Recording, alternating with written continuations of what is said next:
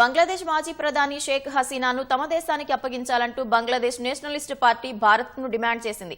హసీనాకు పొరుగు దేశం ఆశ్రయం కల్పించడం విచారకరమని పేర్కొంది.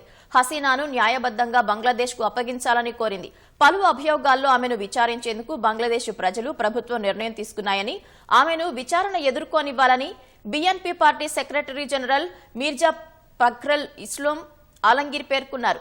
రిజర్వేషన్లపై విద్యార్థులు చేపట్టిన ఆందోళనలు హింసాత్మకంగా మారడంతో వందల మంది ప్రాణాలు కోల్పోయారు.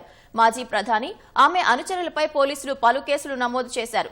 ఇప్పటి వరకు హసీనాపై 31 కేసులు నమోదయ్యాయి. ఇందులో 26 హత్యాభియోగాలపైనే నమోదవడం గమనార్హం. మారణ హోమానికి కారకులయ్యారనే ఆరోపణలపై 4 కేసులు, కిడ్నాప్లకు సంబంధించి మరో కేసు నమోదైంది. హసీనా ప్రభుత్వం కూలిపోయిన తర్వాత నోబెల్ శాంతి బహుమతి గ్రహీత మహమ్మద్ యూనస్ నేతృత్వంలో బంగ్లాదేశ్లో తాత్కాలిక ప్రభుత్వం ఏర్పాటైంది.